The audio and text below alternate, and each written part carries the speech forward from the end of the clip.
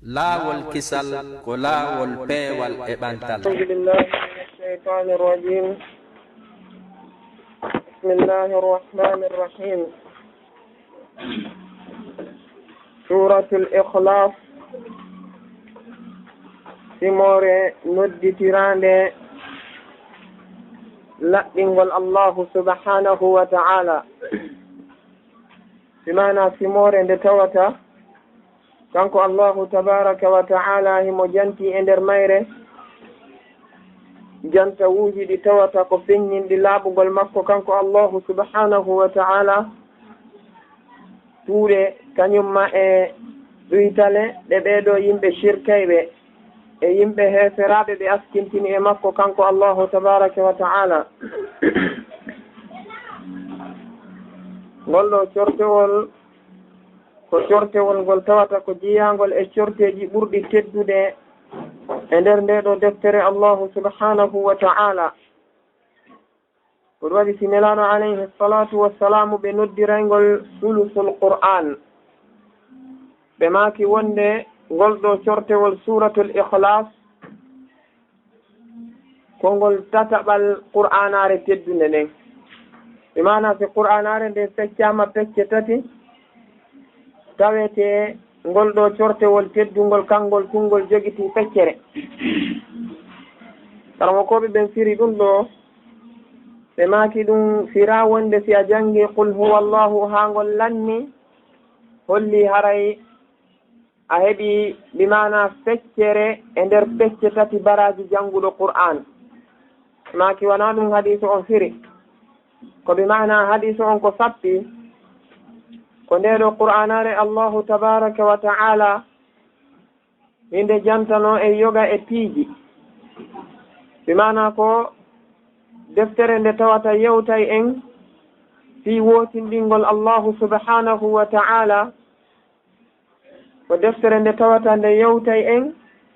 fi rewgol Allahu subhanahu wa ta'ala, e deftere nde tawata ko yewtayde en fi piiji ɗi tawata ko piiji feƴƴuɗi e piiji wonɗi e arde. ɓe maaki qur'ana ko ɗiɗo piiji tati woni ko nde mari. nde yewta en ko honno Allahu subhanahu wa ta'ala sifori, bimana laaɓugol makko kanko tabaraka wa ta'ala e wonugol makko gooto. nde tindina en kadi ko honno rewirtenmo kanko Allahu tabaraka wa ta'ala. nde tindina en kadi fi piiji ɗi tawata ko feƴƴuɗi e piiji ɗi tawata ko fewndiɗi, kañumma e piiji ɗi tawata ko aroyeɗi. ɓe maaki ngol ɗo noon cortewol kangol e ngol yewti e nder maggol o fof ko hollata en Allahu subhanahu wa ta'ala ko laaɓuɗo, ko o gooto, ko o sifitorɗo sifaji tedduɗi, sifaji timmuɗi. o halda e sifa hay e gooto mo tawata ko sifa ɗuytaare. ɓe wiɓa noon haray qur'an on ko ɗeɗo pecce tati yewtata,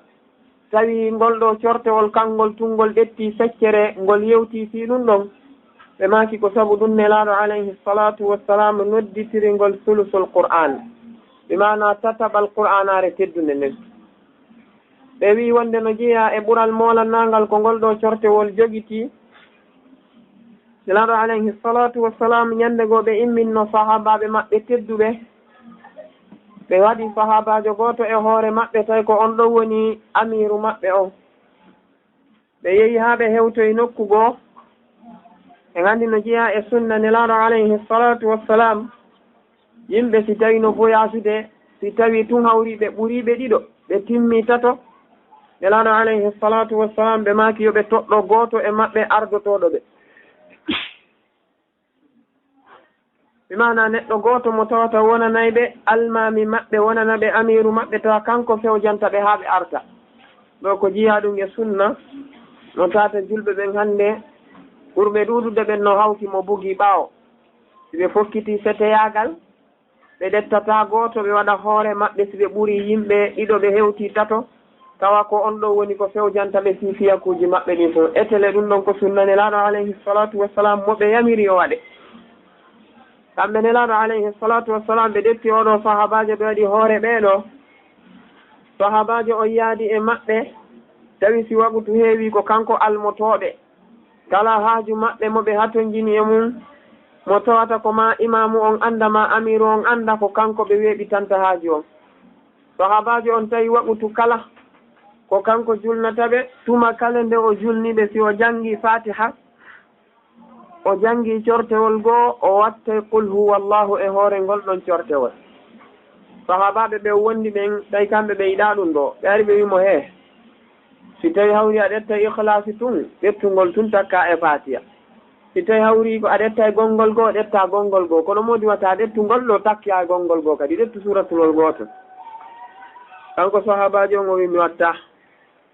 tawi noon iɓe anndi iɓe maytana molana nelaɗo makuno man ataa al amira faqad ataani wa man asa al amira faqad asani ɓe maki kala neɗɗo ɗoftiɗo amiru makko aray o ɗofti kelan kala salaniɗo mo aray ko min o salani joni noon eno ɓe susta salade ɓe susta wonde ɓe julta ɓawo makko ɓe woniri noon ha ɓe artoyi ɓe ari ɓe wulliti ka nelaɗo alayhi salatu wassalam on tuma nelaɗo on noddimo kanko sahabajo on ɓe landitimo sahabajo wi nelaɗo minni yaali cortewol ka nder qur'anare teddunde ngol tawatan miɗo yiɗiri ngol wana mi yiɗiri noon ngol ɗo cortewol woni ihlas kamɓe nelaɗo alayhi salatu wassalam ɓe maaki allahu subhanahu wa ta'ala woyo mi humpite wonde kanko kadi o yiɗirima wana yiɗirɗa noon cortewol ngol andi donc ɓural molanangal ngal tawata ngol ɗo cortewol hingol mari karmo koɓe tafsir ɓen ɓe maaki ko waɗi ha ngol ɗo cortewol ngol jippi saabu jippagol maggol ko yimɓe heferaɓe ɓen arno tawi nelaɗo alayhi salatu wassalam kuffaru Quraysh ɓeeri ɓe wi ene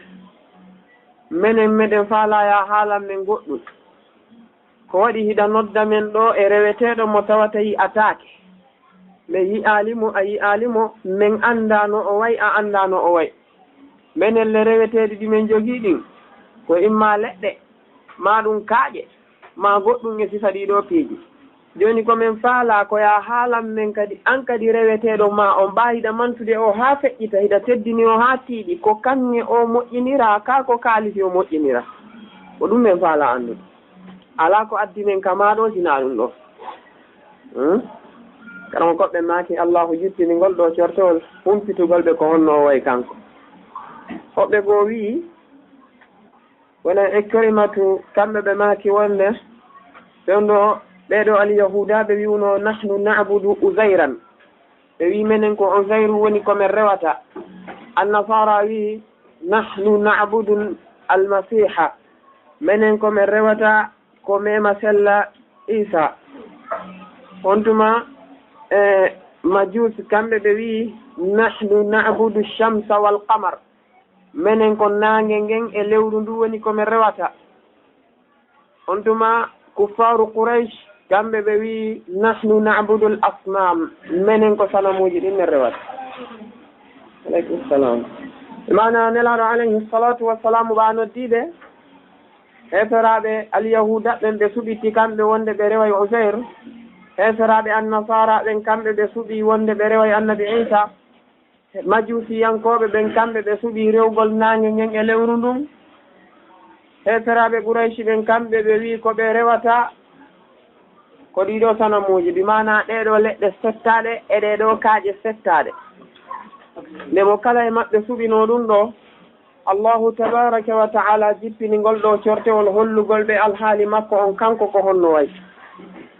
kanko allahu o wi qul maaku yo nelaɗo huwa oɗo allahu mo wonɗon lallandade fiimu ma ɗum oɗo reweteɗo am mo humpa ɗon fiimu ma oɗo reweteɗo mo tawata min ko on ɗon mi rewata ɓa onon fof on suɓike ko rewaton kon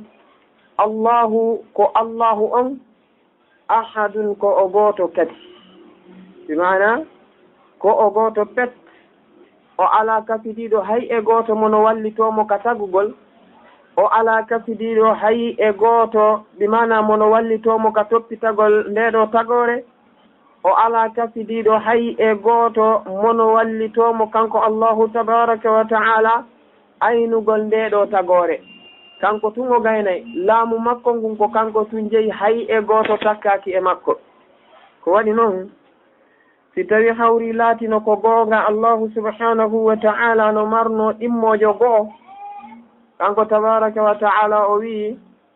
on tuma asama uji ɗin e leyɗe ɗe fof ɗe bonayno ko waɗi noon ɓe fottatano ɓe wonayno yimɓe ɓe tawata ko haɓay ɓe haɓande moolanande joni noon kanko subhanahu wa ta'ala o holla en ɗo wonde ko o gooto pet o ala kafidiɗo hay e gooto wona ɓeeɗo shirkayɓe sikkiri noon hoɓe sikki wonde no woodi wallitotoɗo arsikugol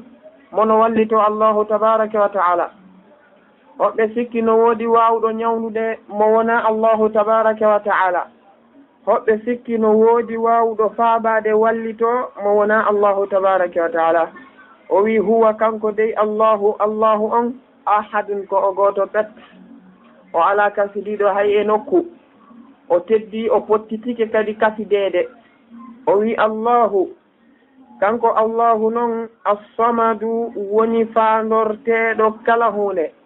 ɓe mana ɓiɓɓe adama ɓen si tawi hawriɓe haton jini ko ka makko kanko tabaraka wa ta'ala woni ko ɓe fewtata ɓe nodda haaju maɓɓe on si regilay ko kanko ɓe landoto amma sanamuji maɓɓe ɗin hiɓe faaminde wonde ɓe rewde ɗiɗo hiɓe faamini wonde ɗiɗo ɗi nafa ɓe tawi ɗi nafataɓe hay e hunde waɗi kamɓe tigi ɓe qirriti ɗum ɗo on waɗi si allahu tabaraka wa ta'ala o wi ama bikum min ni'matin fa min allah thumma ida massakum burru fa ilayhi taj'arun o wi andede kala ko heeɓi on e nema kaka allahu iwri on tuma si lorra noon hewtoyi on kadi ko ka makko kanko allahu woni ko wullitoto ɗon ɓanton hitoji mon ɗin toroɗon mo yo wallu on waɗi si o inni fa ida rakibu fil fulki da'awu llaha mukhlisina lahu ddin falamma najjahum ila albarri o inni ida hum yushrikun bi mana ɓeɗo heeseraɓe kamɓe ɓe shirkanayi allahu ka leydi ɗo yeru ko ɓe faala kono si allahu on ƴawno yiiɓe ka nder laana ɓe naati hannde kadi ka nder maayo ɓe woni toon ɓe haynike ɗeɗo morlode ndiyan no towa dow ɓe tañƴinike laaku maɓɓe ku yooloto jooni allahu wi fa ida rakibu fil fulki da'awu llaha mukhlisina lahu ddin ɗon ɓe laɓɓinanaymo dewal ngal ɓe holla ko kanko tun ko balla anhum ma kanu bihi yushrikun majjay e maɓɓe kala ko ɓe laatino hiɓe kasidayno e allahu tabaraka wa ta'ala tawa joni ko allahu tu ɗum no wonaka maayo tungoy hay ka leydi ɗo si yimɓe ɓe jawi e oto voyage yeehi ha chauffeur wattingo ngude ma yeehi ha o seli lawol seeɗani ma yeehi ha ɓe yoppike feren taƴi marnoɓe bakanji fof haw kayri ananay fof no wiya la ilaha illa llahu on nokkuɗo ko waɗi noon ɗon on kala ko ɓe shirkirayno kala ko ɓe kasidayno e allahu tabaraka wa ta'ala ɓe bogike ɗum ɗo ɓe hawki ɓe hoolorimo kanko subhanahu wa ta'ala gooto ɗum waɗi si tawi o wi ko kanko woni faandorteɗo oɗum waɗi si o wi wa ala llahi qasdu sabil wa minha jaa o wi ko allahu ɗaɓɓirte laawol peewal ko waɗi noon laawi gono toon ko laawi ɗi tawata ko oñiɗi fa idan neɗɗankeyon ko yo anndu wonde simo faala yo haaju makko on hunto ko yo noddu allahu tabaraka wa ta'ala ko waɗi ɗiɗi ɓe woni e noddude ɗo o wi inna alladina tad'una min duni llahi ibadun amsalukum kala ko wonɗon e noddude ɗo ko wona allahu tabaraka wa ta'ala wiyo yo wallu on ɗum ko jiyaɓe allahu noon sifa mon onon tigi e hoore ma cheikhul islam ibn taymiyata ɓe maki neɗɗanke yo faamu hunde wote ɓe maki neɗɗo ko o nawni wo ko o nawni kanko tigi mo andi muusendi ɓakko ɗin ɓuuri hay docteur jo ñawdowomo on ko waɗi si a ari ko an o landoto ko honto e honto muusatama ko an o landoto ko honno e honno woni ma muusirde joni noon si tawi hawri an neɗɗo on e hoore ma a gaynanali hoore ma huntangol hoore ma haaju mo tawata ko an ɓuuri andude hoore ma ɓuuri neɗɗanke kala neɗɗanke no wayi ko honno goɗɗo goo wawatama huntirande on haaju ma ɗum onene tawata ko shay'un mustahil waɗi kanko tabaraka wa ta'ala o wi allahu kanko allahu on assamadu ko kanko woni faandorteɗo kala hunde ɗo no janna hunde nde karmo koɓe ɓen duumatama kangol en ka defte e aqida ɓe ma kay wonde neɗɗo yo hanu faamude hunde wotere oɗo ismul jalala inde Allahu tabaraka wa taala heddiɗe ɗen fof ko yo jokkitumo kanko o jokkitata hay e goto ɓe mana wiyatake arrahmanu huwa Allah wiyatake arrahimu huwa Allah ko wiyete ko Allahu huwa arrahman Allahu huwa arrahim ɓe mana kala inde makko nde faalaɗa takkude e makko kanko Allahu si tawi ko ma takkidira e inde makko nden Allahu ko Allahu on atotoɗa jantade si adda goɗɗum ngol wari ɗe renti hayɗo kanko tabaraka wa taala ko noon o nawri no keeli ko wiyata qul idu llaha aw idu rrahmana ayyamma tad'u falahu l asma'u l husna o wi lam yalid oɓe noon no fira oɗo samad kono Abdoullahi ibne Abbas e riwaya goo ittaɗo e maɓɓe ɓe maati assamadu ko bi mana assayid alladi kamula fi su'udihi ɓe maati ko innete assamadu ko kohojo mo tawata himo timmi e kohoyagal makko ngal bi mana awa kanko Allahu tabaraka wa taala woni kohojo mo tawata haysus manka e kohoyagal makko ngal o hatojina hay e hunde e tagore makko nden balko kamɓe woni ko hatojini e makko ko waɗi si o wi wonde ya ayyuha nnasu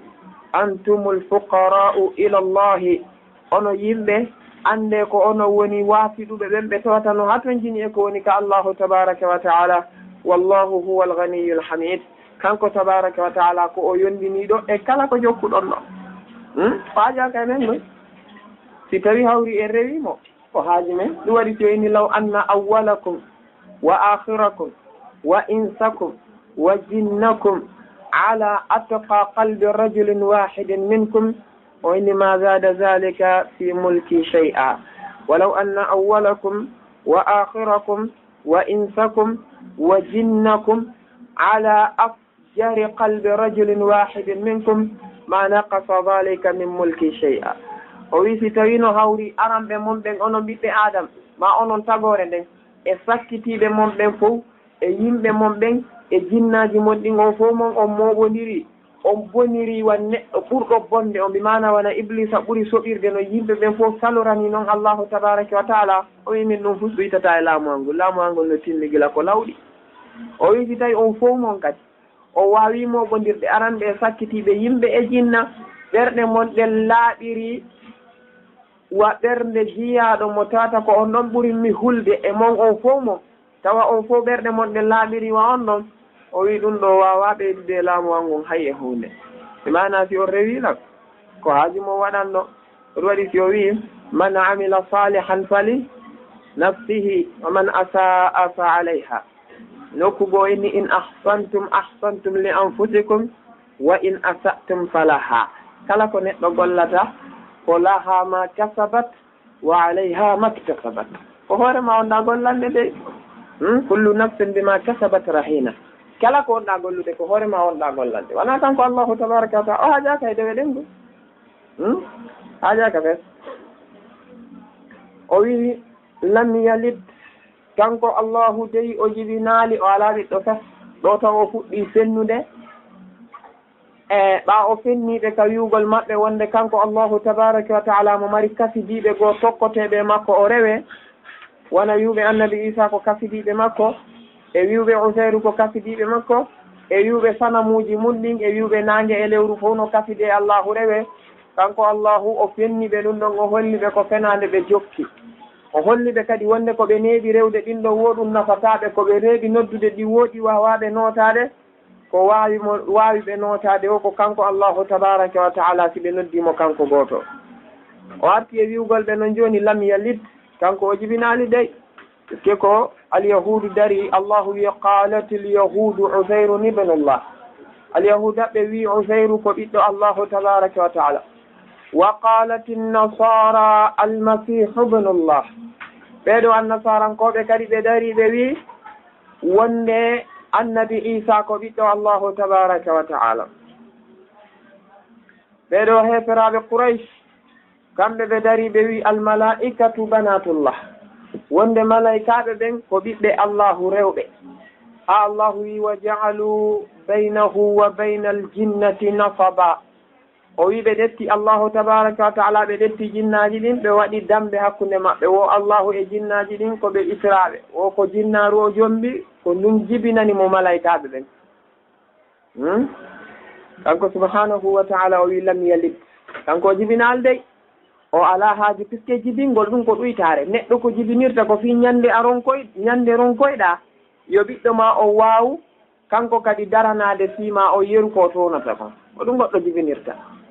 joni noon allahu tabaraka wa taala kanko o ronkata o lannata o hatto jina e sifa ɗi peeji te wowlugol ngol konngol taw ko konngol muusugol konngol hulɓiningol takkugol ngol ɗo konngol e allahu subhanahu wa taala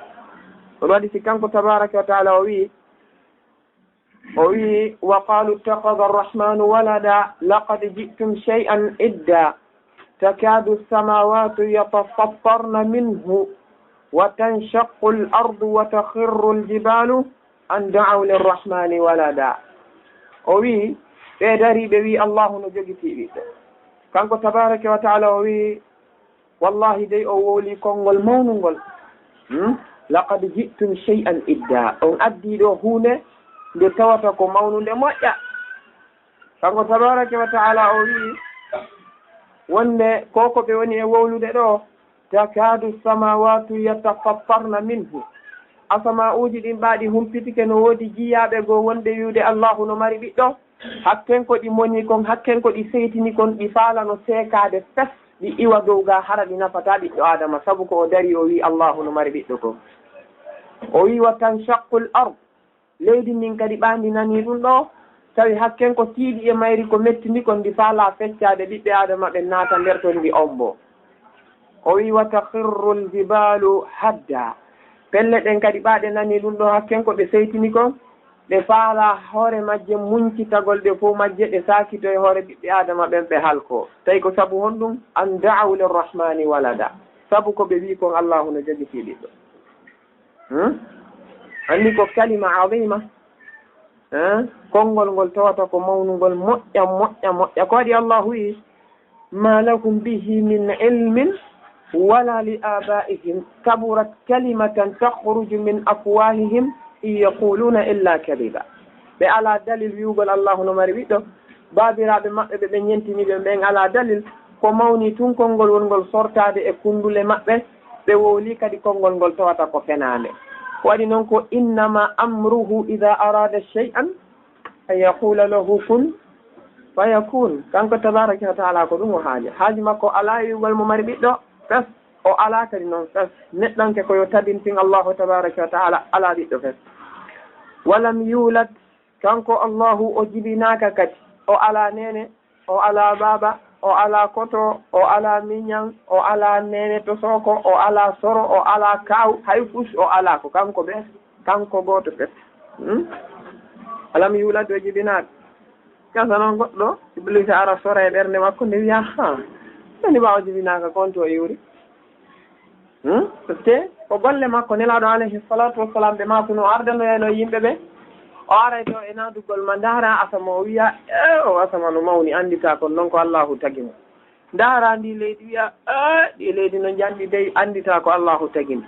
ndaara ɓe ɓiɓɓe adama tawa ɓe no hawni wiya modi ɓeɗo kadi do ko allahu tagi mo iblisa bugo ka joni noon kombo tagi allahu parce que a woli ɗum ɗo ko allahu tagi ɗum ɗo ko allahu tagi kan kadi gonto e wi kamɓe nelaɗo alayhi salatu wassalam ɓe maki ko miijoji ɗi cheytane bugoto e ɓernde ɓiɗɗo adama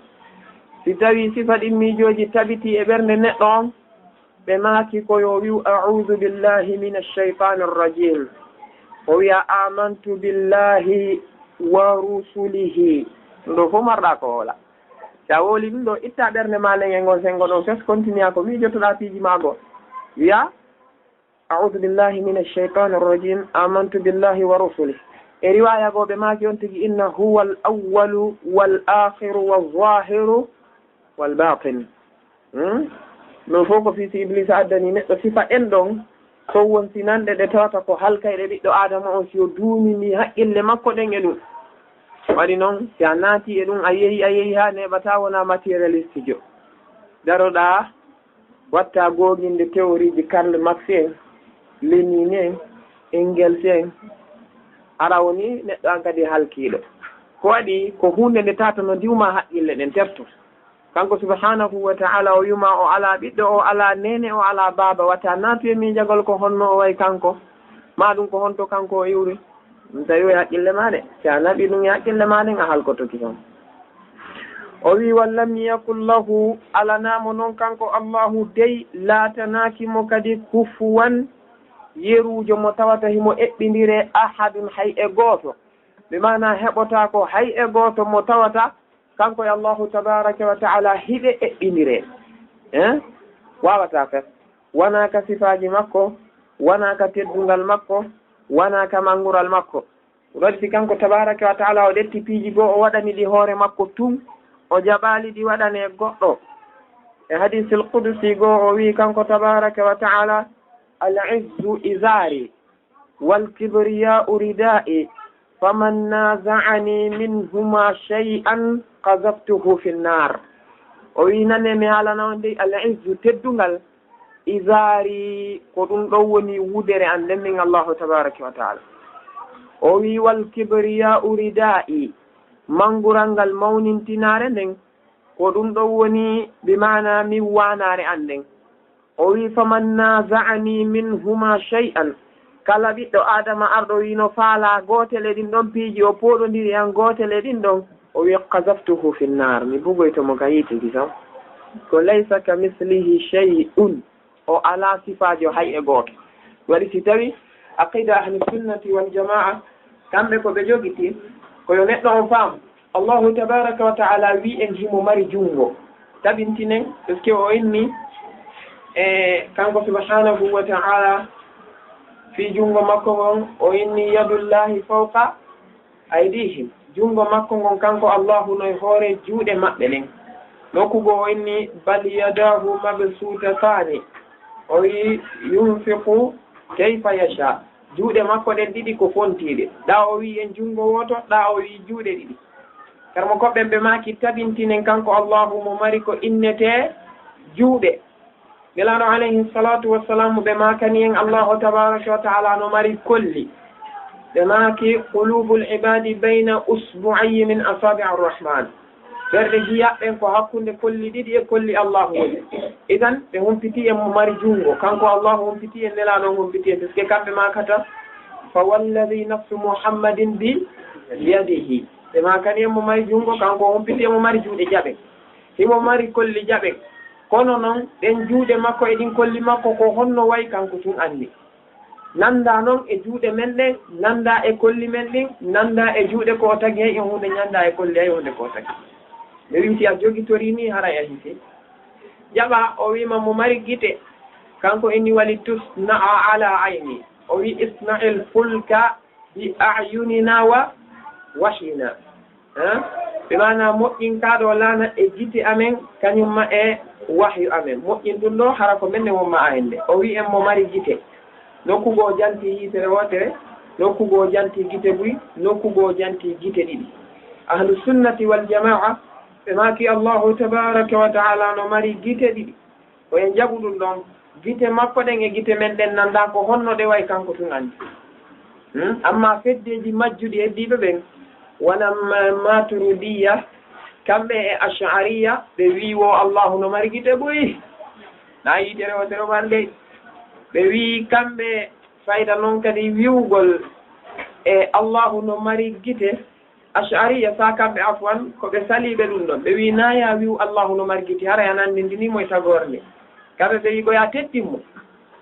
maturidiya wi o waymo marde gite buy noon na wotere wana ɗi ahlu sunna wi ko ɗe ɗiɗi pet allahu tabaraka wa taala mari kono noon ɗe nanda e ɗe marɗen ɗen ko ɗum ayeje ɗen jantani en ko ɗum hadisaje ne laaɗo ɗen jantani en o wi en kanko tabaraka wa taala mo mari koyɗe himo mari geleji yawma yukshafu an saqin himo mari teppe nelaɗo alayhi salatu wassalam ɓe maki la tazalu jahannamu yulqa fiha yawma alqiyamati wa hiya taqulu hal min mazid hatta yada'a rabbul izzati qadamahu fiha aw alayha holli mo mari teppere kono wa ala kullin neɗɗanke on tabintinanaymo dow kanko sifaji ɗi o sifitori hoore makko ɗum fof kala ko o wi mo mari jaɓu nelaɗo on simaki mo mari goɗɗum jaɓu kono noon ko honno wayi o waye kanko allahu tum mari par ce que nelaɗo ganda ko no ɗum amma noon allahu no mari ɓanndu ka wala ɓanndu ahlu sunna ɓe wi enen ha hande en nanani mo wi en ka qur'ana mo mari ɓanndu en nanali mo wiyen o ala ɓanndu nelaɗo on makanali en mo mari ɓanndu ɓe makali o ala ɓanndu sahaba ɓe humpitali en ɗum enen ko fawi en koyen deƴƴu mo mari ɓanndu mi annda o ala ɓanndu mi annda ko ni jogitiɓe hoɓɓe goo wi mo mari ɓanndu tawi dalil ala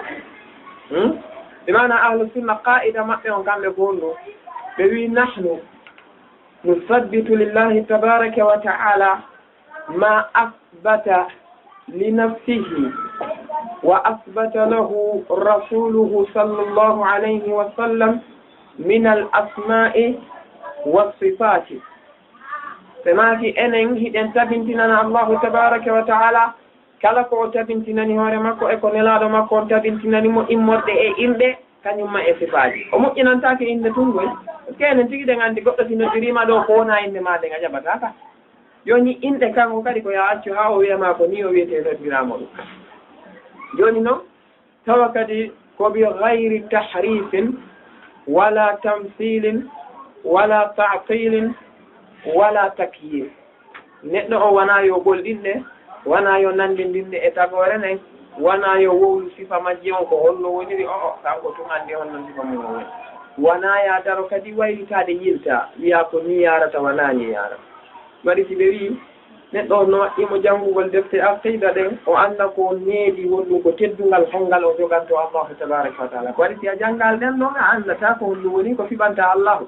tan woodi yimɓe ɓuyta darniɗe ga yaasi ɗo a wi ene allahu o mari sukundu ka o ala taako neɗɗo julɗo o wiyama hi nde mo mari sukundu landoɗa mo on tuɗum wi o wi anngay mo ala sukundu o wiyanaal dalil ka ma ɗum darna goɗɗo wiyama he an ko a feetuɗo ɗa wiide allahu no mari sukundu o wi walam yakun lahu kufuwan ahad an ari ko ɗum ɗo yonanma dalil ko honto wona qur'ana wiye mo mari sukundu wona sunna wiye mo mari sukundu wona qur'ana wi o ala wona sunna wi o ala sifa ɗin ɗon piiji fof ko ɗum ɓe innata tawqifiyya ko ya daro wiya mi annda o humpitali en himo mari o humpitali en o ala fa idan mi jaɓi ko hafti ɗon kanko allahu o wiyalen mo mari o wiyalen o ala o ɗaɓɓira en kadi en ɗaɓɓitini on naadi en en ko ɗum waɗi ko wattangol hakkille moƴƴa hay yoɓɓe no yalta kono hakkilɗo wigol ma kamɓe koɓe panafricain no allah o nana e haalaji ɗi fof ɗa julde e kisi ko feetere goono ino goɗɗo goo mi kanko ɗo ha julde e soso ala ella mi on no juulirta o wi darɗa wiya ala goo fati on ngoy o wi siramo e soso alanna mi on mboɗɗa juulande o wi allahu o wi kerɗo fa allah wiide allahu nanta haalaji ɗin fof mi o nanayi de ɗum ɗon mi atama wiwde o nanta haalaji ɗin fof kono an kadi hakkunde ma allah ɗa ela wiide allah wi juulire haalaji ɗin fof ala ka o yaltira est ce que ala o wilanti allahu nanayi haalaji ɗin allahu nanayi ɗi fof inna allahu huwa samiul basir o nanayi fof o yiyay fof kono noon joni noon ɓa ko julde wona ya daran hoore ma tum waɗa an kadi ko fi hon ɗum juulanɗa e soso anndi ɗum ko piiji ɗi tata ko goo feetere façon goono ke façon yimɓe ɓen no ɗuuɗi a feƴƴite o zaman mo wonɗen ɗo kala mo allahu subhanahu wa taala okki haqqille faamugol kaaɗo diina makko kanko allahu tabaraka wa taala o arti kama jokkugol kaaɗo tawa ko sunna nelaaɗo alayhi salatu wassalam laaɓuɗo on jogiɗa a ala haaju sina nde ɗo qouranare teddunde e sunna nelaaɗo alayhi salatu wassalam o affaire ji ma ɗin fof ko honɗum qur'ana wi si a yaari ɗo ko honno nelaɗo o warri ɗum ɗo yonima kala ko e waali nder ɗo a faalaka si a heeɓi ɗum ara hartikama fe on ɗo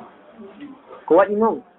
si tawi jama on andi façon seddeji ko saaki e o aduna o zaman ɗo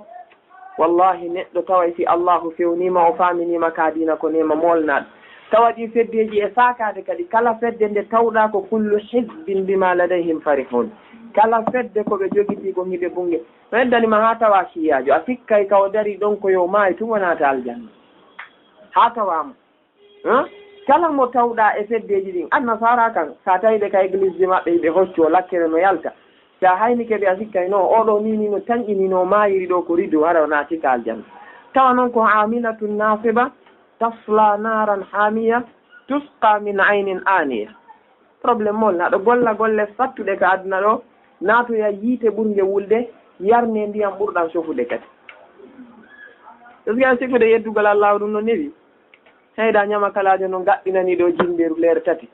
an a sikku ɗum ko sama kala noon wona golle sama kala noon koy ugginagol ɗo e jimbeeru leere tati an hiɗa honka ndu hiɗa wutta no waɗi kufuni jampi jampi a raɗotoɗo jinna ta daari sifa ɗin ɗo fof ndaara amowo a sikkay wonɗo cewtade ka nder yiide o waɗi noon mijitoɗa moƴƴa buwattuwal ngal no ngal way noon yo codiɗo o cikkoroya to o coda toon o cikkoroya to o wiira o jinda e nder anndi ɗum ko feetere goo noon billahi ko tampere molnade no mo wawi naatude ɗo e 21 heures o honkodira yimɓe nder toon o rummoɗon ha e 4 heures du matin tawa oɗo noon si a wiwnomo yo juulan allahu walaw raka'atayni aw walaw raka'atan wahida jemma goto o jaɓata iblisa noon no imminimo emo cowto e nder jemma o fof no lakka immo yalto ene hanki to welno sikku ɗum ko sama kala fimugal cigarette kam mbo sikki ɗum no newi an moɗugol min cirtiwi ha ɗum jiɗon ma ɗum ɗettugol ɓeere woni ko fer rouge ba woni ko champagne woni ko castel bia kala ko joguiɗa on tigui maɗɗo andi hoɓɓe maɗɗo to ɓeere tumɓe honkati nden taw puisque no sofi ha feƴƴiti an allahu no wima kulu washrabu darɗa wiya wo kulu ko ñaame ko ñamuɗo wo washrabu yaron kadi ko yarɗo wo puisque hoɓɓe ko ni firirta yon wo ñaam kala ko falɗa yara kala ko falɗa kono allah wino halalan tayiban ka hara ko halal laaɓungal pos tawa kadi koko laaɓi tagi wona yo ñaamu ko woni wo de ɗum woni probléme o kono yimɓe no sikkude ko diina woni sakkende yeddugol allahu kan no newi est ce que goɗɗo si yiɗi sigi sibaɗe musique je ɗo ɗum naati e noppi maɗi ga ko dérange hoore ma no noppi maɗi ɗi deƴaka kono ɓa ko affaire iblis hara mo cuɗinanma ɓernde ma nden no waali koropas hara ko ɓurano goɗɗo huɓɓiniray noon yalayno ɓe raɗike mo ka quartier ɗo hara jemma kala o ni goɗɗo huɓɓindeno ɓuranoma cassette waju ka makko ɓe raɗotonomo ɗo so yeddu goɗɗo e mo yo essaye futuro yo juule tun yaltina radio e ma nge huɓɓina e landotoma si ko antu woni julɗo kono ɓa ko ɗum ɗo mo kala no teddili no acci ɗon andi ko ɗum iblisa ñande goo neɗɗo goto yaltuno e zaman goo tawi yimɓe no rewa leggal tawi ko leggal ɓe rewata on tuma neɗɗo goto tawino toon o hayni ko ɓe rewata ngal leggal tawi ɗum lannimo mettude o hocci tenirde makko o himmani ngal leggal ɗo fin feccoygol ngal itta ngal ɓes iblisa wayli neɗɗo ɓe fotti kalawol iblisa yontoyata o wi ko ngal leggal ɓe no naati e rewgol ɗo leggal ɓe shirkande allahu miɗo yaade mi ɓora ngal fiwata ɓe rew goɗɗo go kona allah o anda kanko iblisa hokkoniri iblisa wi a mode an kadi accu selaɓe mi alaɓe selbe anda e nde mi accudu goɗɗo e shirku sonki ɗon o sonki a iblisa wi ala probléme joni yilto kama ñande o mi naɓante garam ɗiɗi kanŋe bimbi kala kama fiya accu ɗon leggal ngal oya wi a en fotti ɗum wi a naɓay o wi awa joni mi yeltike mi yelti anndi nden ñande ari ko sabu allah o fokkitiri iblisa tawi si dartike mo tun heɓata doole puisque ko ihlasan o yaari wonoyi iblisa naɓi kanŋeje ɗen bimbi gooto weeto e bimbinde ñande ngo yaaji weeti to iblisa naɓaali o hawtoyi o wi mi ɓoroyay ngal hannde o yehi ha e laawol o fotti iblisa yonto fokkituɗa o wi leggal ngal mi fokkitani puisque ko a firto waadi a fenay iblisa wiiti ko a gorko yo junngo ma memu leggal ngal mi yiya puisque mo anndi jooni neɗɗo o wona ihlas woni yaarde ko fi o heɓaali kanŋe naɓi mo ɓe hukkodiri fiw fof iblisa hoccimo piiti ka leydi ɓe honkodiri ɗon ha kono ɗo laati no tawi leggal ngal ngal ɓoraka ngal itta kanka ngal woni ɗon est ce que wona sabu allahu o fokkitiri e neɗɗanke wona e neɗɗo jaɓanɗo allahu tabaraka wa taala tawa ko o ma yamirde kon kono enen fayda o zaman ɗo mi yaali ko goɗɗo yawigo hewti allahu fayda yimɓe ɓen mi ronku yiide moɓe yawi hewtiti allahu tabaraka wa taala puisque heno o musique mo wonɗen nande ɗo ni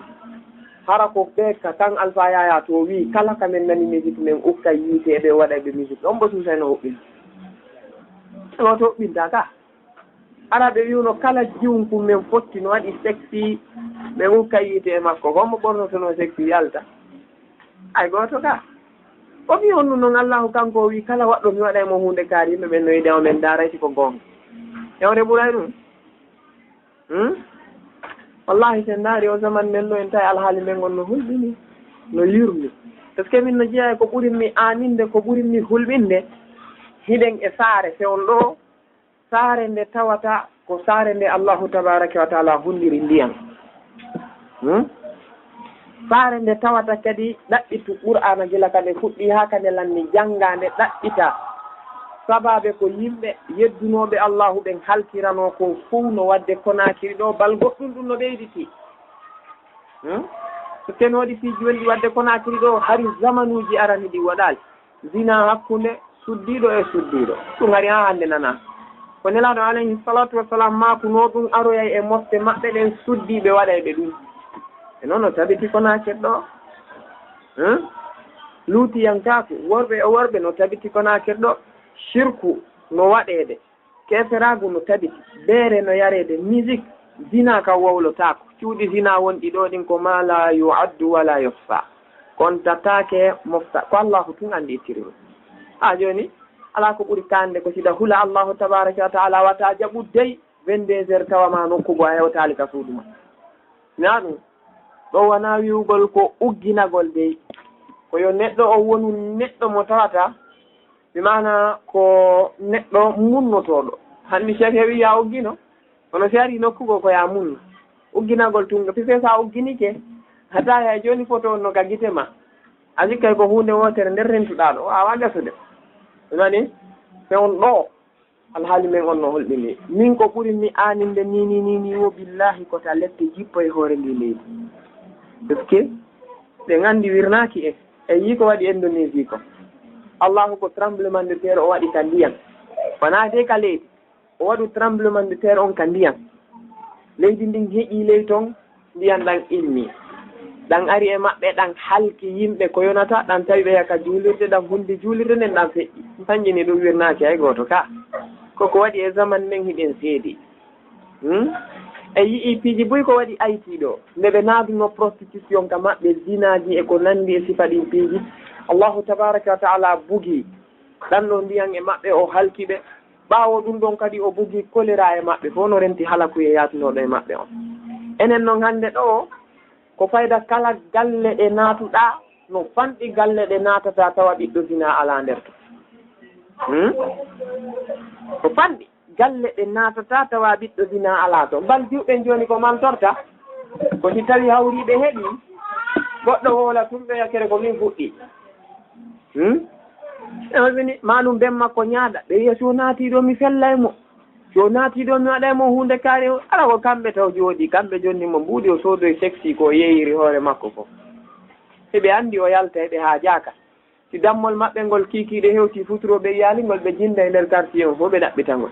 si gertoku maɓɓe kun niɗɗi kun naataali ka ndukku makkum ɓe yalta hayata yummiraaɓe no yalta jiiɗo kaari o yana allan dammol an kaari on eyame yaali ara jiyo maɓɓe on no jinna to on ɗon ɓe lanndota ko fii makko holli dammol ngol no mari valeur ka maɓɓe ɓuri jiyo maɓɓe on kun ɗon kadi yalta ɗon ɓaafayta jiwɓe Konakiri boyi no woodi alaa kon ɓe ɗumande sina heege on fottay tumɓe wallanmi heɓa pilawol ceke so haaliɓe ɓe ɓi pilawol ceke ndeññan ɗen aray ko ko pilawol ceke tumɓe alaa ñaamude ko probléme mool naat ma ɗum hoɓɓe koyo jooɗo ka galle mum ƴetta ɓiɓɓe mumɓe yaltinaɓe ɓen ɗo yaha soodanaɓe ko soodantaɓe hana yaha yeeya hoore mum ɗaɓɓa mbuuɗi ara jonna ɓen mum ɓe ñaama jonna nene mum ɓe ñaama ɓa suuɗaki ɗe nganndi galleji boyi no woodi ko jiwɓe maɓɓe ɓe yahata ɗaɓɓoya dépense ara taɓe loppaka koye compte ɗum ñiwata waɗi si tawi no wodno mawɓe goo araɓɓe kamɓe hari ɓiɗɗo maɓɓe jiwo si o joom mbaaka ɓe wiyayno e nder ñaamete an on sa ukki piyum iwkun e ma an a wattanilan nder ton hara mi yaafanaki ɓe haalnayno nene makko si ɓiɗɗo ma on jilli hay siko lanɗan ɗan o soodiri mbuuɗi makko ɗin ɓa mi annda ka waytata mbuuɗi o ala moodi hara mi yaafanaki on hande noon ko ɗum mantorte yo addi ɓe a barki ñande o ɗeftireedu ɓe mi fellaymo mawɓe goo kadi arwiyata ko seytanuɓe goo e moodi kaari onon on fellay onon kere ɗon sikkude ko ɓiɗɗo mon on atti on annda menen ɗa kan ɗum lan ni no tiiɗude ka men jooni moodi seleɓe nange yaltuge o liilante woni yaarete probléme ji wolnaade yimɓe ɓe ronko jogitaade ɓiɓɓe si a anndi si a heɓii ɓiɗɗo a neyata ɓurma moƴƴande ta heɓu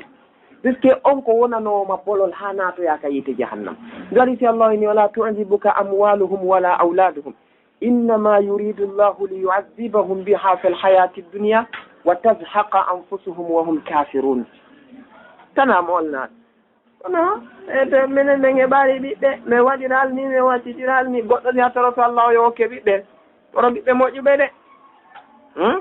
annabi ibrahima nde ɓe neɓunoɓe heɓali ɓiɗɗo ha ɓe toranoki tum ɓiɗɗo ɓe maaki rabbi habli mina salihina ka ɓe maaki joomi okkan ɓiɗɗo hara ko moƴƴuɗo dey annabi zacaria ko neeɓi heɓali ɓiɗɗo ko ɗum ɓe maako no ko waj'alhu rabbi rabiya ka joni noon si tawi hawri an ko ya daro tun toroɗa ɓiɓɓe goo no waɗi ko ɓe tana ndaru cheikh kadre ɓiɗɗo mo ɓe nannguno paykun kum wondude e annabi moussa ɓe hirsi paykun kum ɓe maaki fa amma alghulamu fa kana abawahu mu'minayni fa khashina an yurhiqahuma tughyanan wa kufran fa aradna an yubdilahuma rabbuhuma khayran minhu zakatan wa aqraba ruhma ɓe nangi paykun kum ɓe wari hay ko ɓurno kullaɓeede ko annabi moussa wi a qatalta nafsan zakiyatan bi gayri nafsin an a waawi warde pay ko laaɓu kum ɓosku wara hay e gooto aramo ko jowi kum pay kum mi wari ɗo ɓen makko e yumma makko ko gomɗinɓe allahu tabaraka wa taala ɗiɗo moƴƴuɓe noon kadi wonɓe rewde allahu pay kum noon allahu wiilan si ko janɗi ko wonay keefeero moolanaɗo joni noon si o woni keefeero moolanaɗo ɗum wonay sabu haa ɗum yiltito e mawɓe makko ɓen puisque no annda mawɗo jiwgana e tum ɓiɗɗo mum fayda joni noon ɗum wonay sabu haa keeferago makko ngu ara e mawɓe makko ɓen ɓe fof ɓe halko allahu no yamirinmi joni womi waru paykum kum o wattitana ɓe ɓuri kum ɗon paykum moƴƴude ɓe nangue paykum kum mi wari kon kanko allahu tabaraka wa taala o wattitani ɓe puisque karmo koɓɓe maaki wonne tawi suddiɗo ko sawuɗo on zaman ɗo o jibinoye jiwo goo on jiwo ɗon jibinoyno ɓiɗɗo annabajo oɗo waɗi si ɓiɗɗo ma maayi wona ya suno ha feƴƴita sunare nden arayta se ko yurmede kono noon anda ko honɗum allahu tabaraka wa taala waririmo no gasa on si wuruno ko tana molanaɗo wonanayno ma hara ko tampere molnaɗe kono ɓiɓɓe hande ɓen kadi fayda no fanɗi wuttinayɓe ɓerde mawɓe mum ɓe fanɗi a feƴƴiti yahi nene makko no jooɗi kañum tun no wowla no yango no ɗaɓɓita emoti ɗaɓɓa goro sappo yaha ka juulirde wallelan ɓiɗɗo an on mi ronkuyo feewu o yalti juuɗe mi wowli goo o wowlay sappo ko wakkilo konko wonɗa wadde noon habbitoyoɗa yeeso anni ɓe wiwo aduna no hewa daragol bawla daro to wicca yeeso to ko sakkiti kon sinta yeeso ma nelaɗon ɓe maki burru aba'akum yaburrukum abna'ukum ɓe maaki moƴƴe e mawɓe mon ɓen ɓiɓɓe mon ɓen moƴƴo e mon karmo kojo goo wi wonde ñande goo e zaman feƴƴuɗo neɗɗo gooto immino o wi mi yaltay hannde mi ndaarata mi yiyay neɗɗo ɓurɗo malki seede e yimɓe ɓen fof ka leydi o yeeya o fottoyi o tawi suka gooto no nangi mawɓe imo haɓɓi juuɗe maɓɓe ɗen ɓaawo imo haɓɓi ɓe daande nden mo fiɓi e leggal himo jogii sawru moolanaandu himo piya mawɓe ari o dari mawɓe ronkuɓe noon goy o wi ene ko honɗum ɓe mawɓe waɗuma mo suka o wi ɓe waɗan ko metti o wi ɓe ko homɓe ni taw suka o wi ko ɓengal ɓe wi ko ɓemma haɓɓirɗa ni ɗa foccude ɓe o wi hinne eyi koye jam o wi ɓe kadi ko ni haɓɓirayno ɓen mum ɓe piya ɓe goy ɓen maɓɓe kadi ko ni haɓɓirayno ɓen mum piya karmo gonjo wi ɗum ɗon ko hollata en ko leñol ngol ko noon yarata si tawi a ɓuttinaali ɓernde yumma ma a ɓuttinaali ɓernde baaba en ma a miijitaaki oɗo suddiiɗo ko waawuma saawude ɗaanotako jemma tampere e soñjaade wawa golle wonira noon haa jibinama si a wulli o wulla si a soñjike o soñjo si a tampi o tampa fanni man a ndikkaali o no suni o soñjanoma e laɓɓingol ma e lootugol limte ma haa njanɗa o wiyama ya waɗu hunde kaari wiya henene min mi ronkinande yaynanta on ɗum muusi ɓuray ɗum muusi ɓurata ɗoy si tawi yimɓe ɓen no hani wattande hakkille mo kala andana nene makko ɓular moolannagal ngal allahu tabaraka wa taala waɗani ɓe ngal e tinnare molanande nde yumma makko tinnanimo nden o andita fi maɓɓe anditande molanande na ɗum haray o halkiti o wi suratul ikhlasi simore nde no yewta laaɓugol makko kanko allahu tabaraka wa taala bismillahi irrahmani irrahim o wi qul maako huwa allahu kanko allahu qul maako huwa on mo mi rewata allahu ko allahu ahadun ko o gooto allahu on assamadu ko kanko woni fandorteɗo kala hunde lam yalid o jibinali walam yulad o jibinaka walam yakun lahu alanamo kadi kufuwan yerujo mbimana mo o fotata eɓɓindirteɗo e makko ahadun hay e gooto suratul ikhlas allahu tabaraka wa taala laawol kisal ko laawol peewal e ɓantal